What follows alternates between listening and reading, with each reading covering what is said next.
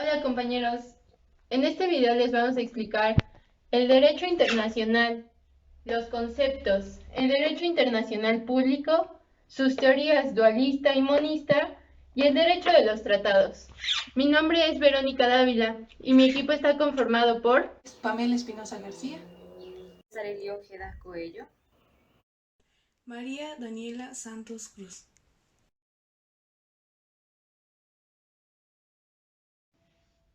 Aprenderemos los conceptos iniciales del derecho internacional. El primer concepto que tenemos es acta o actas finales. Es un documento escrito en el que se hace constar la calidad de secretario que deba extenderla, la relación de lo acontecido o acordado en una asamblea, junta, congreso, sesión o cualquier tipo de reunión, final o de rectificación. El siguiente concepto es acta. Es un documento que recoge las intervenciones de los delegados a una conferencia y que obra como constancia de los debates y deliberaciones que en ella se desarrollan. En este sentido propio, es un documento que da fe a un hecho determinado. Como siguiente concepto tenemos la palabra acuerdo. Es una resolución adoptada por un órgano colegiado, administrativo o tribunal. El siguiente concepto es acuerdo interinstitucional. Es el nombre que la ley sobre la elección de tratados le da a los tratados en forma simplificada o acuerdos administrativos. Arreglo. Indica una modalidad de entendimiento casi siempre bilateral sobre asuntos de exclusivo interés mutuo, como régimen fronterizo o cuestiones comerciales o financieras. El canje de notas es una forma de asumir compromisos en materia de importancia relativa que en todo caso no se juzga y tiene una formalidad del tratado. La carta es un acta, escritura en el que son registrados ciertos títulos, derechos, un documento epistolar dirigido por un jefe de Estado a otro. Un código, conjunto de reglas sobre una materia. Se utiliza rara vez para designar algunos tratados multilaterales y también se utiliza la expresión código de conducta. El siguiente concepto es el compromiso. Van a ser los acuerdos que se celebran entre estados y que se comprometen a someter una controversia al arbitraje. En este tipo de acuerdos generalmente se señala la jurisdicción, el derecho y el procedimiento aplicable al litigio. El siguiente va a ser el concordato. Estos van a ser los acuerdos que se celebran los estados por lo que se comprometen a someter una controversia al arbitraje. El siguiente es la convención. En este va a haber un acuerdo internacional y su objetivo va a ser principalmente enunciar ciertas reglas del derecho internacional. Este acuerdo también tiene que ser de carácter normativo, de índole general, aplicable a un número elevado de estados. Esta expresión se reserva para instrumentos solemnes bilaterales o para multilaterales. El siguiente concepto es el convenio. Este va a ser un acuerdo entre dos o más personas destinado a crear, transferir, modificar o extinguir una obligación. Se va a utilizar para designar tanto acuerdos formales e informales y ya sean bilaterales o multilaterales. El siguiente va a ser la declaración. Este va a ser un documento en el cual dos o más determinan su posición común ante determinado asunto de interés general. Se utiliza como término de expresión de conducta que se piensa seguir por uno o varios estados. El siguiente va a ser estatuto y estatutos. Estos se van a utilizar como instrumentos internacionales en los que se establecen normativas relativas a una materia jurídica internacional. Y son un instrumento internacional que contiene el régimen jurídico al que se encuentra sujeto un territorio determinado o un organismo internacional. Y después tenemos el memorándum de entendimiento, que se va a utilizar para designar sin formalidades. Modus vivendi es la expresión que designa a los arreglos de carácter temporal o provisional, cuyo objeto es prorrogar anualmente un determinado acuerdo temporal entre dos o más estados establecidos. Pacto es un acuerdo de voluntad entre dos o más estados, constituyendo así una relación jurídica, trayendo consigo obligaciones, ya sean de manera bilateral o unilateral. El protocolo se utiliza generalmente como un instrumento que modifica o que complementa un tratado, ya sea este multilateral o bilateral, pero también para un tratado autónomo.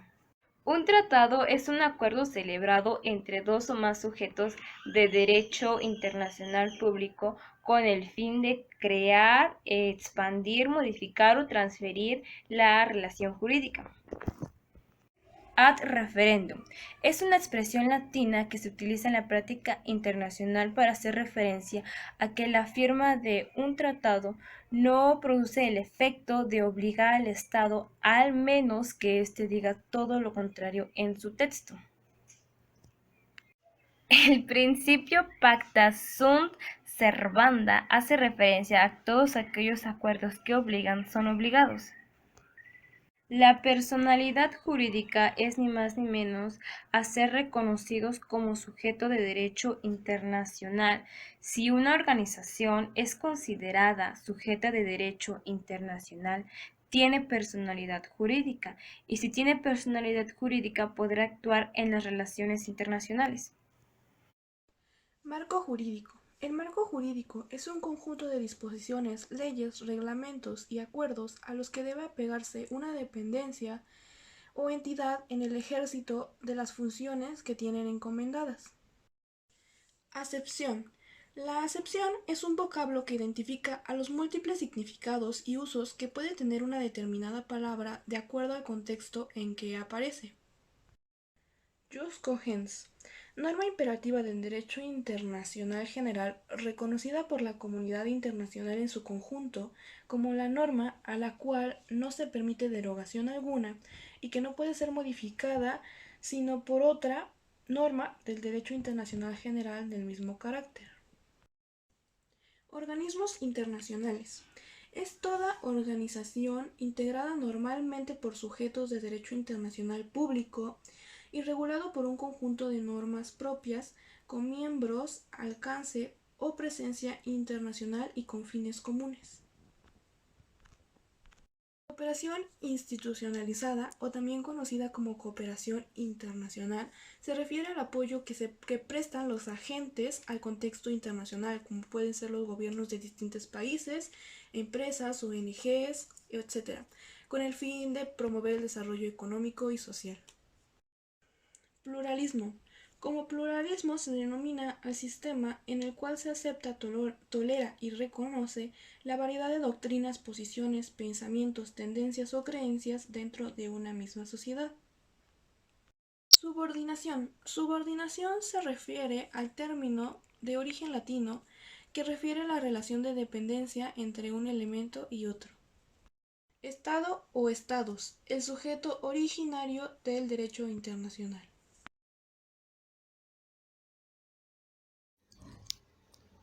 Para empezar, debemos conocer primero qué es el derecho internacional.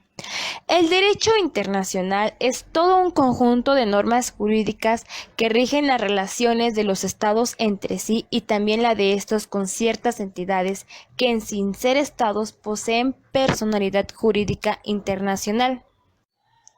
Centrándonos un poquito más en el tema del derecho internacional público, vamos a empezar por definirlo. ¿Qué es el derecho internacional público?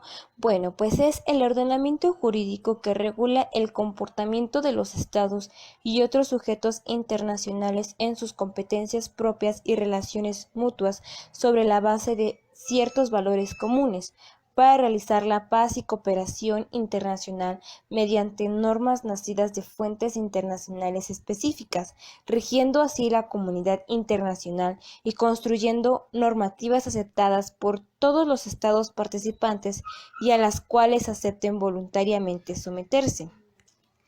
Cabe destacar que está integrado por la sociedad internacional y no cuenta con órganos especializados que se encarguen de crear sus normas ni de aplicar de manera inexorable las sanciones a los transgresores de las mismas.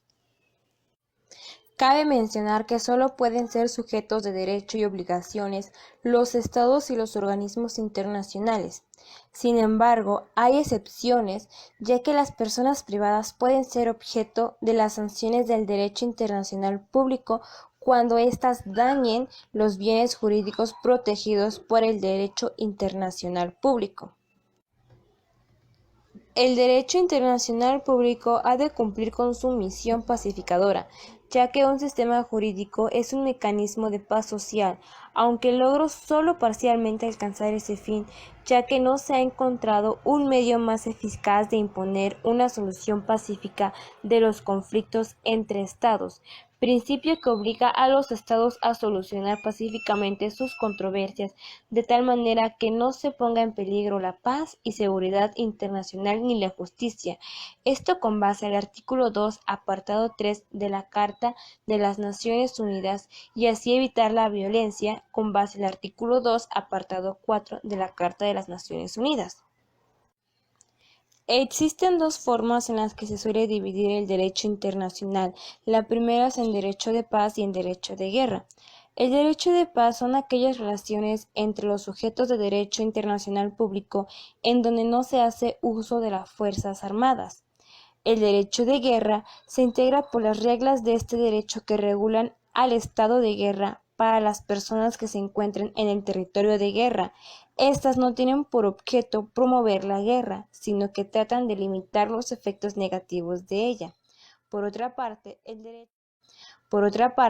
derecho se divide en derecho universal y derecho regional. El primero es integrado por normas que son válidas en todas las partes del mundo, y el segundo formada solamente por aquellas normas que tienen validez en algunas regiones del mundo. El derecho público internacional tiene como fuentes los diversos y variados tratados suscritos por los estados de manera bilateral o multilateral, pactos, convenios, memorándums, declaraciones conjuntas, costumbre internacional, documentos jurídicos emanados de las Cortes Internacionales y organismos jurídicos multilaterales como la ONU, que sirven de mediador en conflictos locales y regionales. Las sanciones en el derecho internacional público pueden llevarse a cabo por los mismos estados y o por algunas organizaciones internacionales.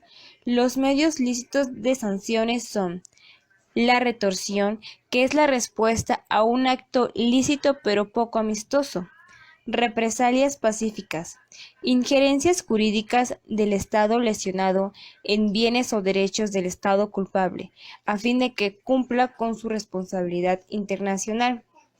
Legítima defensa. Es un derecho que asiste a todos los estados, regulada por el artículo 51 de la Carta de la ONU. Autoprotección. Facultad de un estado para proteger a sus nacionales en otro país, cuando las autoridades incumplen con brindarles protección. Y, por último, sanciones de las organizaciones internacionales.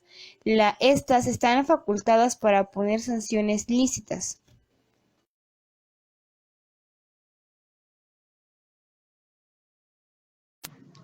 Teoría dualista. El dualismo como doctrina fue fundada por el jurista alemán Triepel, sosteniendo que las personas no pueden nunca ser obligadas ni beneficiadas por las normas de derecho internacional. Solo el Estado puede ser obligado o favorecido por ellas en sus relaciones con los otros Estados. Para que las normas del derecho internacional alcancen a los individuos deben ser transformadas en disposiciones de derecho interno. Esta teoría monista tiene dos vertientes: aquella que aboga por la supremacía del derecho internacional y aquella que afirma la prevalencia del derecho nacional. En este último evento, tal como lo señalaba Kaufmann, le corresponde al derecho nacional la última palabra en caso de conflicto entre los dos ordenamientos.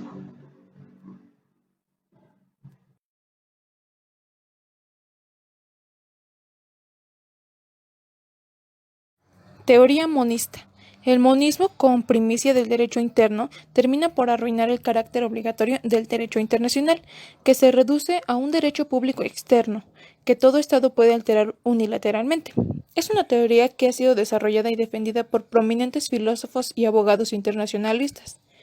Esta teoría sostiene que el derecho internacional y el derecho nacional forman parte de un mismo ordenamiento jurídico universal, donde el primero es vinculante para todas las autoridades de los estados y, además, es jerárquicamente superior al segundo. La idea de que el derecho internacional es supremo al derecho nacional implica que las autoridades estatales deben siempre preferir la aplicación de la norma de derecho internacional en caso de un conflicto normativo, por ejemplo, entre una norma contenida en un tratado y una constitución. Para el monismo, el Estado no es concebido como una abstracción, es decir, como una persona jurídica en el ámbito internacional. Sin embargo, para esa teoría hay 3 puntos importantes para concebirla.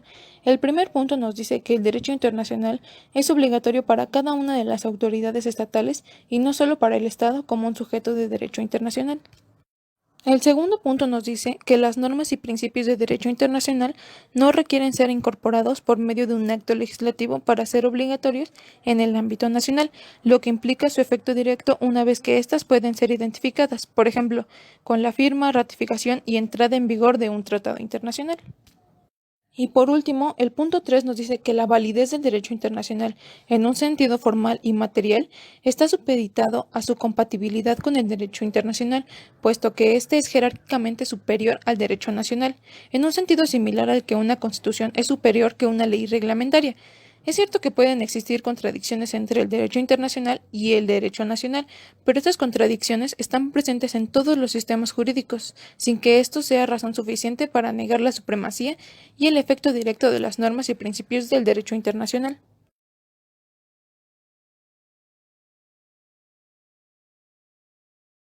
Derecho de los tratados. Convención de Viena. La Convención de Viena sobre el derecho de los tratados fue suscrita en Viena, Austria, el 23 de mayo de 1969 y entró en vigencia el 27 de enero de 1980. Es un acuerdo con carácter internacional en relación con el mercado de compraventa de mercadería. Se trata de un pacto enmarcado dentro del derecho internacional y que regula los contratos del tráfico mercantil en el conjunto del planeta. En la actualidad, la Convención de Viena es un acuerdo suscrito por más de 80 países del mundo. En este sentido, la Convención de Viena no dice cómo se deben interpretar las normas, sino que hace hincapié en los principios generales que deben regir las relaciones comerciales. El 22 de mayo de 1969 se adoptó el texto de la Convención de Viena sobre el derecho de los tratados, que recoge y formula de una manera más precisa y sistemática las normas del derecho internacional consuetudinario referentes a los tratados, y adopta otras que no existían o sobre cuyo texto había duda. Incluye dos principios de derecho aplicables especialmente a tratados. El principio pacta sunt servanda, que hace referencia a que todo tratado en vigor obliga a las partes, y el principio de la buena fe, así como dos artículos que por su trascendencia han merecido muchos comentarios. El artículo 18, que habla de la obligación de los estados que han firmado o manifestado su conocimiento y consentimiento en obligarse por un tratado, de no frustrar el objeto y el fin de un tratado antes de su entrada en vigor. Y el artículo 53, que introduce el concepto de jus cogens, normas imperativas. Aunque esta convención representa sin duda un gran avance, no regula todas las cuestiones referentes del derecho de los tratados. Por ello, dispone, en el último párrafo de su preámbulo, que las normas de derecho internacional consuetudinario continuarán rigiendo las cuestiones no reguladas en las disposiciones de la presente convención. Partes de un tratado. En los tratados, tanto los bilaterales como los multilaterales, se puede distinguir las siguientes partes principales. Título, preámbulo, cláusulas sustantivas, cláusulas finales, firma, reservas y declaraciones interpretativas. Inciso A. Título. En el título de los tratados bilaterales se menciona por lo general la materia objeto del tratado y el nombre de los estados contratantes.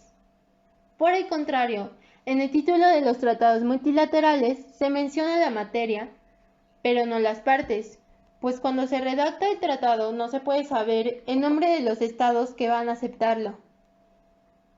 En virtud de que un país puede participar en la adopción del texto e incluso firmarlo, pero no llegar a ser parte de él. Inciso B. Preámbulo. En el preámbulo del tratado se suele hacer referencia a las relaciones de amistad que une a las partes contratantes. Se expone también las razones y antecedentes que introducen a la celebración del tratado, los fines que se propone alcanzar y los medios, así como los principios que guiarán la conducta de las partes en relación al tratado. Inciso C. Cláusulas sustantivas. Enseguida del preámbulo van las cláusulas que contiene propiamente el objeto del tratado. Respecto a ello, es dable advertir que los estados no tienen libertad absoluta de contratar, pues el derecho internacional les impone restricciones. Así, los estados no pueden celebrar un tratado cuyo objeto esté en oposición a una norma de derecho internacional.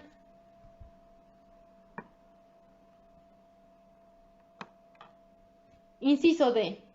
Cláusulas finales. En los tratados bilaterales, las cláusulas incluyen disposiciones relativas a la ratificación, entrada en vigor, vigencia, denuncia, enmiendas y modificaciones, revisión total del tratado y solución a las controversias que pueden surgir de él. En los tratados multilaterales se suele incluir, aparte de las disposiciones señaladas, otras como las relativas a la adhesión y depósito del tratado. Inciso E. Firma. La firma de un tratado se sujeta siempre a la ratificación ad referendum. Esta es una expresión latina que se emplea en la práctica internacional para indicar que la firma de un tratado no produce el efecto de obligar al Estado, a menos que en el texto del propio tratado se indique lo contrario. Inciso F. Reservas y declaraciones interpretativas.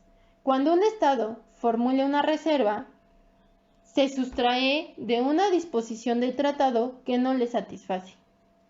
La Convención de Viena contiene las reglas mediante las cuales los estados contratantes pueden hacer las reservas a los tratados.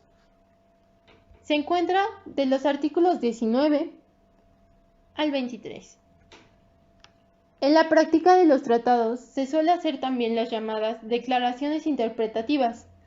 Dichas declaraciones constituyen una interpretación de cómo se entiende para los estados partes algunas disposiciones o conceptos de los tratados.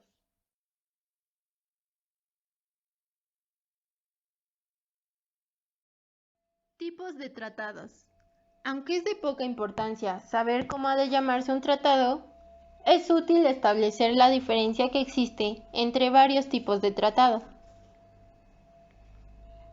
Tratados bilaterales, concluidos solo entre dos estados. Ejemplos: el Tratado de Libre Comercio Chile-México, Tratado de Libre Comercio México-Panamá y el Tratado de Libre Comercio México-Japón. Tratados multilaterales, celebrados por más de dos estados. En estos se aplican reglas especiales respecto a la entrada en vigor y las reservas, el acceso de otras partes y su aplicación y terminación. Ejemplos: el Telecán o TEMEC, el Tratado de Libre Comercio México, Colombia y Venezuela, o el G3. Esperen. Antes de empezar de lleno con nuestro tema, es importante reconocer la diferencia entre tratado y acuerdo. En el campo del mundo jurídico, se define el acuerdo como la resolución que se toma en los tribunales por todos los votos o la mayor parte de ellos, y también la que se toma por una sola persona, como los acuerdos de un presidente. También se define como el cuerpo de los ministros que componen una audiencia con su presidente o regente, cuando se juntan para asuntos gobernativos y en algunos casos extraordinarios para los contenciosos. La definición de tratado, según el diccionario de la Real Academia de la Lengua Española, nos menciona que el tratado es un acuerdo que se establece entre dos o más estados, o un documento donde consta el acuerdo que se establece entre dos o más naciones. ¿Qué son los tratados? Son acuerdos entre sujetos de derecho internacional regidos por el derecho internacional público. En el artículo 2 del primer párrafo de la Convención de Viena nos dice: se entiende por tratado un acuerdo internacional celebrado por escrito entre Estados y regido por el derecho internacional público, ya que consiste en un instrumento único o en dos o más instrumentos conexos y cualesquiera que sea su denominación particular. Según el autor Max Sorensen del Manual de Derecho Internacional Público, página 202, nos dice: el tratado es un acuerdo entre Estados que obliga en virtud del principio pacta sunt servanda, el cual en sí es algo tautológico, ya que solo afirma que los acuerdos que obligan son obligatorios. Los tratados como fuente de derecho internacional público y derecho interno. El artículo 38 del Estatuto de la Corte Internacional de Justicia, con relación a las fuentes de derecho internacional, señala: la Corte, cuya función es decidir conforme el derecho internacional las controversias que le sean sometidas, deberá aplicar centro de documentación, información y análisis, dirección de servicios de investigación y análisis y subdirección de política exterior. Inciso A. Las convenciones internacionales, sean generales o particulares, que establecen las reglas expresamente reconocidas por los estados litigantes. Inciso B. La costumbre internacional como prueba de una práctica generalmente aceptada como derecho. Inciso C. Los principios generales de derecho reconocidos por las naciones civilizadas. Inciso D. Las decisiones judiciales y las doctrinas de los publicistas de mayor competencia de las distintas naciones, como medio auxiliar para la determinación de las reglas de dicho derecho, sin perjuicio de lo dispuesto en el artículo 59. Este precepto tiene dos perspectivas. La primera indica las fuentes de derecho internacional y la segunda, cuando se establece que esta normatividad será la que utilicen los jueces para fundar sus sentencias. De este precepto se pretende que los tratados internacionales, la costumbre internacional y los principios generales de derecho son fuentes autónomas. Las decisiones judiciales y la doctrina son medios auxiliares. Estas asisten a las fuentes autónomas para su mejor aplicación.